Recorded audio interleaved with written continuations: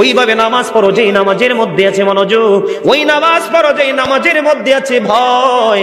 তুমি নামাজটা পড়তে হবে এমন ভাবে বন্ধু, একজন নামাজে দাঁড়ালেন, বন্ধুরে আমার, নামাজে যখন তিনি দাঁড়ালেন, দাঁড়ানোর পরে তিনি বলতেছেন আমি নামাজটা এমন ভাবে পড়তে চাই। কিভাবে পড়ি?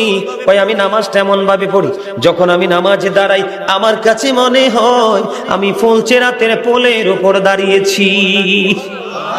একটু যদি নড়বড় হয় আমি জাহান্নামে নিক্ষিপ্ত হব। তার মানে হলো আমি এতটাই মনোযোগের সাথে নামাজ পড়েছি যেন আমার নামাজটা বিন্দু পরিমাণ কোনো আংশিকভাবে যেন অগ্রহণযোগ্য বলে আল্লাহর কাছে গৃহীত না হয়।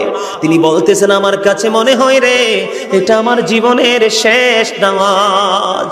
আমি এতটা ভয়, এতটা আতঙ্ক নিয়ে, এতটা তাকওয়া নিয়ে নামাজ পড়ি, আমার কাছে মনে হয় আমার পিছনে যেন আজরাইল দাঁড়িয়ে আছে, ডানে বামে সালাম ফিরাতে দেরি রে, আমার কাছে মনে হয় আমার প্রাণ পাখিটা কেড়ে নিয়ে যাবে।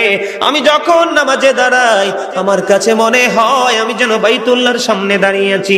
আমার কাছে মনে হয় আমার ডান দিকে জান্নাত অবস্থিত, বাম দিকে আমার জাহান্নাম অবস্থিত। এমন তাকওয়া ভয় নিয়ে নামাজে দাঁড়াই, আর ওই নামাজের জন্যই রয়েছে বড় সফলতা। জোরে জোরে বলুন না সুবহানাল্লাহ, আর জোরে বলুন সুবহানাল্লাহ। বন্ধুরে আমার, নামাজ এতটা তাকওয়ার সাথে এতটা মূল্যায়ন করে নামাজটাকে পড়তে হবে। আমাদের একজন কিতাব গ্রন্থের প্রণেতার নাম শুনেছি ইমাম বুখারী। যিনি বুখারী শরীফ রচনা করেছেন, ইমাম বুখারীর নাম শুনছেন নিশ্চয় সবাই। মুসলমান ইমাম বুখারীর নাম শুনে নাই এমন কোন মুসলমান পৃথিবীতে নাই বন্ধু। ইমাম বুখারী এমন ভাবে তিনি নামাজ পড়তেন, উনি যখন নামাজে দাঁড়ালেন বিষাক্ত ভীমরুল তাকে কামড় দিল। কি দিল?